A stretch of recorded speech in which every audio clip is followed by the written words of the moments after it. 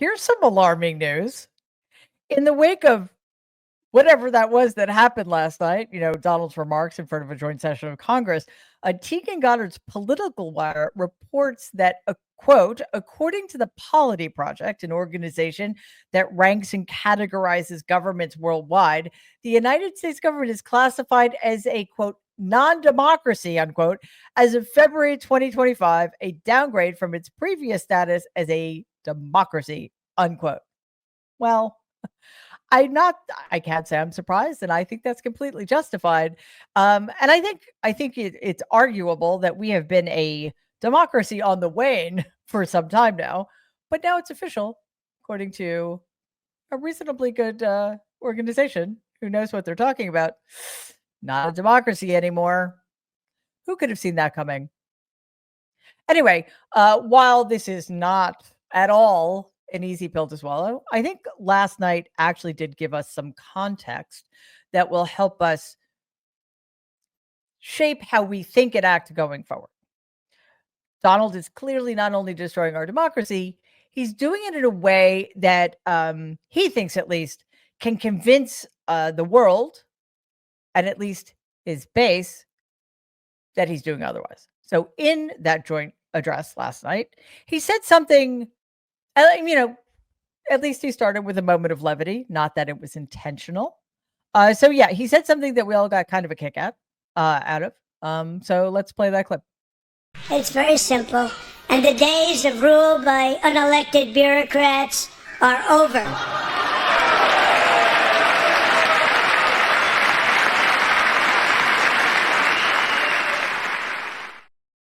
Well, Brian Karam and I covered this live last night, and both of us burst out laughing. And I don't know if you heard that, but many people in the room also started laughing hysterically until, of course, the Republicans were roused out of their stunned silence and began applauding their overlord because that's what they were there for. The irony, of course, is like rich, like to the point of, well, it's enough to make you sick, actually, because he said this after introducing Elon Musk, who is, yes, an unelected bureaucrat billionaire who is in charge of an illegal, unconstitutional fake agency that is literally dismantling our government. Take a look.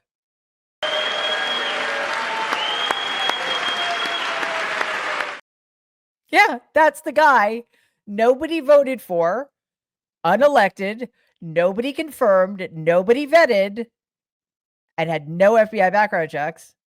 That's the guy that the Republicans in Congress have ceded all of their constitutional powers to. Unelected bureaucrat. Wow. There's more to get to that's worse. So don't worry. Donald's unforced errors, because it's a specialty of his, did not stop there, because he lies with such fluency that he often has trouble keeping track of it. Play the clip. And I have created the brand new Department of Government Efficiency. GOGE. Perhaps you've heard of it. Perhaps.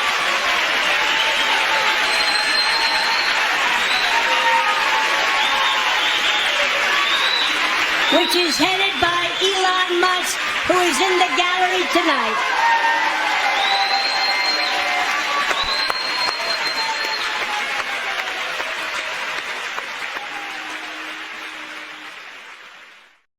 Well, first of all, oops. Secondly, yes, he was saluting, but at least it wasn't a Nazi salute. So, small favors, I guess. But seriously, that may get him in trouble. I just want to take a second, though. Elon, you are such a tiny little man. It's kind of unbearable that anybody would applaud you. But, well, all the Republicans are in Congress anyway, are sycophants and fascists. So that makes perfect sense. Here's the thing, though. We were led to believe, or A federal judge was led to believe that Elon is not actually in charge of DOGE, the horribly named Department of Government Efficiency. That's what the White House counsel argued in court while defending against lawsuits claiming Musk broke federal law by shutting down agencies on his own without any constitutional authority and trying to fire tens of thousands of federal workers. Quote, like other senior White House advisors, Mr. Musk has no actual or formal authority to make government decisions himself. Unquote. That's what the White House's own filing said. And now somebody might be in trouble. Like, we were literally told, they literally said in court that the person in charge of DOGE was some fictional woman nobody had ever met or heard of. And here he is during this address in front of a joint session of Congress, acknowledging Musk, and Musk acknowledges the acknowledgement. So I'm pretty sure the judge might have something to say about that. At least here's hoping. Who knows anymore? Anyway, Donald's break with reality did not stop there. Does it ever stop? The day after he started his unprovoked trade war with our allies, Canada, Mexico, and China, by enacting large tariffs, which caused the stock market to slide and CEOs to freak out, Donald did one of the things he's best at. I know there aren't a lot of them, so few things to choose between. He tried to gaslight the American people. Take a look. They're about protecting the soul of our country. Tariffs are about making America rich again and making America great again, and it's happening, and it will happen rather quickly. There'll be a little disturbance, but we're okay with that. It won't be much. No, you're not. Oh. Okay, but let's just get this out of the way, so I don't keep repeating it. He's so grotesque. Tariffs are going to protect the soul of America. Only somebody who doesn't know what a soul or doesn't have a soul could say that. So, but I do want to flag something. I'll talk about it later in another video, but just flag there will be some disruption. He said it more than once, and that is a synonym for it will cause the American worker a lot of pain. He's really looking forward to it. We also saw clear indicators of Donald's continuing cognitive decline, which was in evidence like pretty much everywhere. But watch this. Wokeness is trouble. Wokeness is bad. It's gone. It's gone. And we feel so much better for it, don't we? Don't we feel better? Yeah, it's such a relief to be unburdened by empathy and decency and, I don't know, being human. That is it lifts all of that off your shoulders. Actually though, when I first heard that, I thought, is that like a postmodernist re-rendering of Green Eggs and Ham or something? Woke is bad. Woke is gone. I mean, whatever it was, obviously, the Democratic members of Congress didn't appreciate it because this happened. Play the clip. We won the popular vote by big numbers and won counties in our country.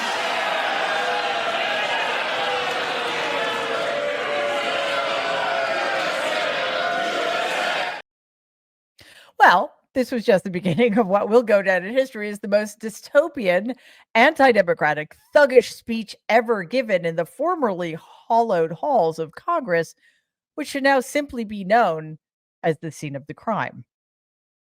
Before we dive in further, please take a second to like and share this video. Don't forget to subscribe to the channel if you haven't already. And after you do so, please click on that bell icon because then you will be alerted every time new episodes drop. Okay, I want to pick up from where things really started to go off the rails. They haven't already, you're thinking? Well, it's Donald, so things are always going to get progressively worse. Here is a clip about free speech, maybe? I'm not really sure. Check it out. And I have stopped all government censorship and brought back free speech in America. It's back. Oh, I thought I didn't realize it was gone. Yeah, speaking of dystopian, that is Orwellian because the exact opposite is happening here. He and certainly Elon Musk are trampling upon Americans' First Amendment rights. Well, not all Americans, obviously, only Americans they disagree with who are trying to speak out against them and fight the fascism that has now taken hold of our country. Donald is continuing. I mean, he's been doing this for a long time, continuing to paint himself as the king of free speech, which, again, given his legion attacks on the media and journalists individually, is kind of a I don't know. It's like landing a quadruple axle blindfolded.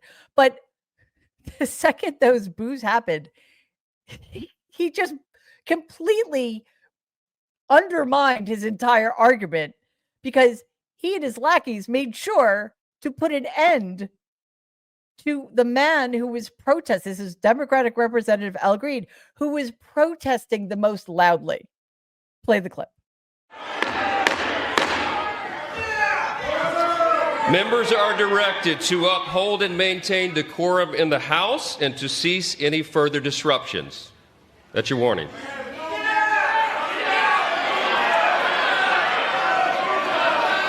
Members are engaging in willful and continuing breach of decorum, and the chair is prepared to direct the Sergeant-at-Arms to restore order to the joint session.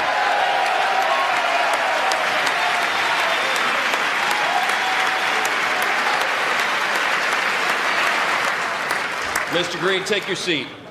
Take your seat, sir. Take your seat. Finding that members continue to engage in willful and concerted disruption of proper decorum, the chair now directs the Sergeant-at-Arms to restore order. Remove this gentleman from the chamber.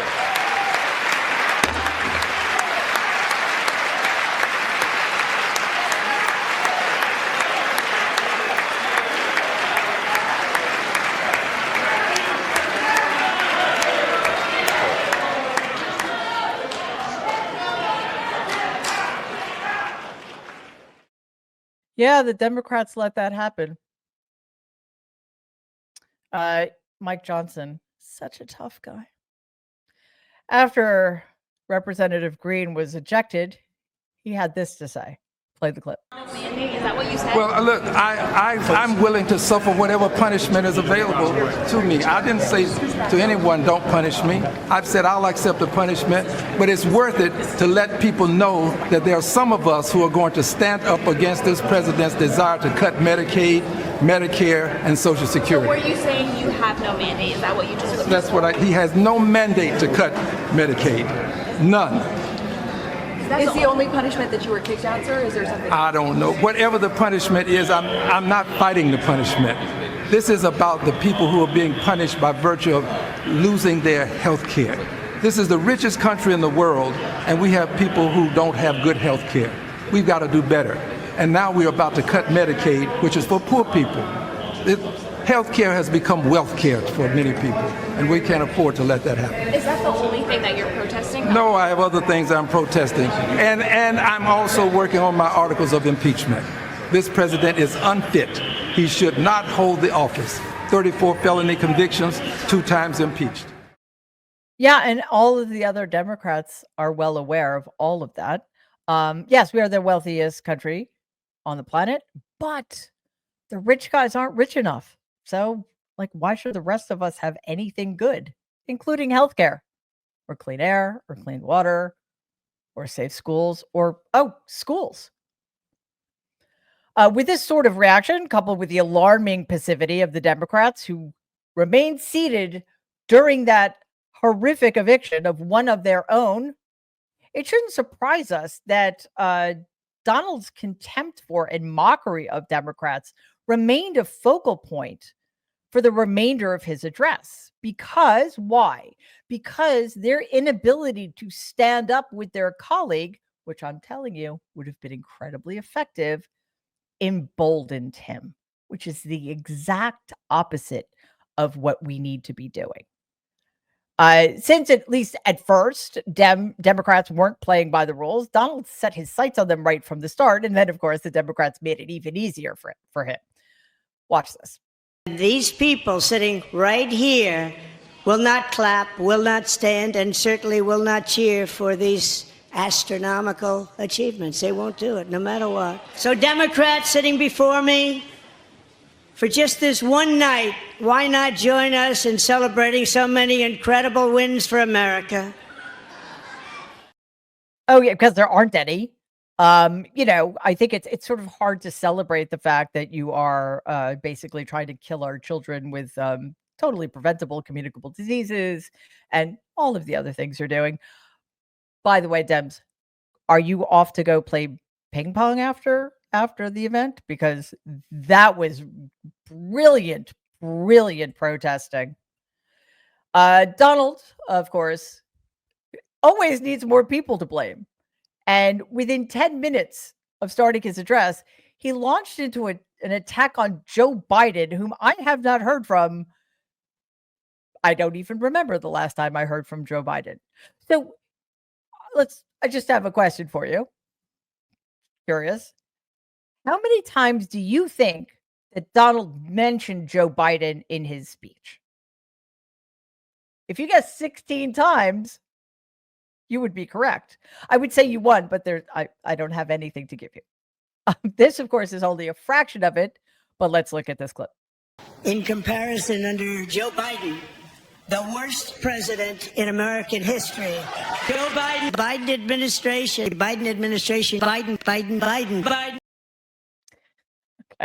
What is there to say? Except, of course, everything has to be somebody else's fault, even if it's the guy who dug us out of the hole Donald put us into the bottom of in 2020. And I think it's important to keep in mind there's another reason he's doing this. He's already making things worse for us, and he's already letting us know there will be disruptions, that things will get even worse than that. So it's very crucially important to have a boogeyman at his disposal.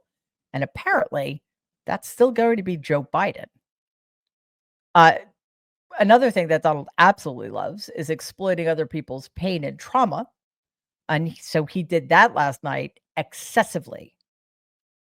When Donald, who is, I think about it this way, he is presumably and arguably at the height of his power right now. According to him, he is leading this country into a golden age because his presidency in its first 6 weeks has been so successful. And yet, he still cannot help but be aggrieved constantly. He must always go for the lowest hanging fruit. And he did that so spectacularly in such an horrific fashion last night. Because why? Well, because he's a sadist, but also because these are exactly the kind of optics somebody like him needs to convince his base to remain afraid and malleable. We saw a lot of women crying, which burnished his image, or the image his deluded followers have of him as some kind of knight in shining armor, which, yes, should make us all choke. Play the clip.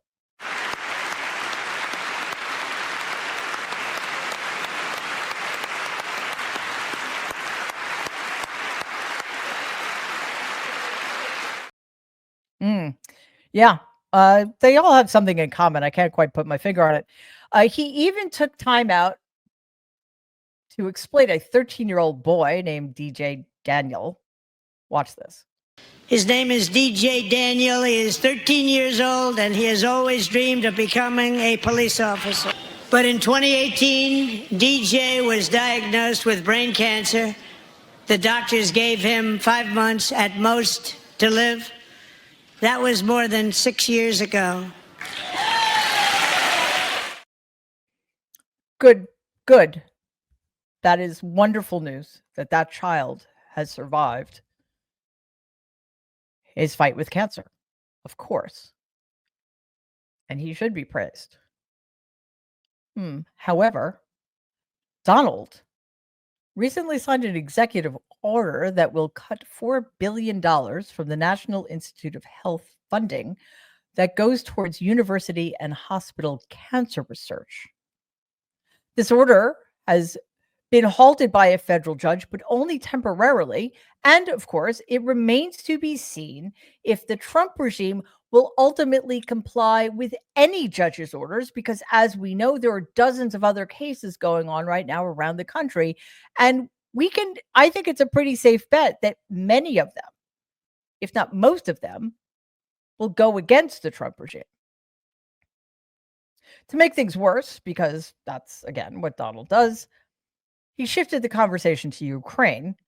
And as he is wont to do, he started that discussion with an outright lie, saying, quote, the U.S. has spent perhaps $350 billion on supporting Ukraine's defense.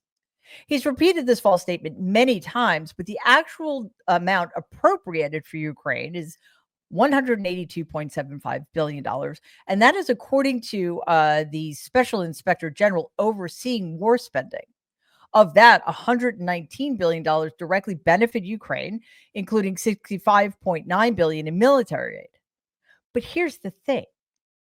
According to the American Enterprise Institute, nearly 70% of that money in U.S. aid to Ukraine in the 3 years since the illegal Russian invasion was spent in the United States or on United States forces.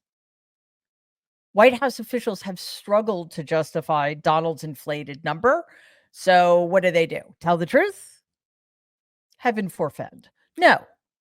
They rely on dubious logic like factoring in inflation, which of course does not change the actual dollars allocated by Congress. In the same section of the speech, Donald announced that he had received a letter from President Volodymyr Zelensky, whom he treated with such disgraceful contempt in the Oval Office last Friday, claiming that the letter had been delivered earlier that day, to which I thought, perfect timing. In the letter, apparently, Zelensky suggested that he was ready to make a peace deal. Donald quotes from Zelensky's letter, however, the quotes Donald read from Zelensky's letter reflected almost verbatim what the president of Ukraine posted on Twitter that day, which cast significant doubts on the actual provenance of the letter. Finally, Donald apparently felt compelled to inject the subject of Ukraine with one of his favorite things, racism. Watch this. Do you want to keep it going for another 5 years? Yeah, you would say Pocahontas says yes.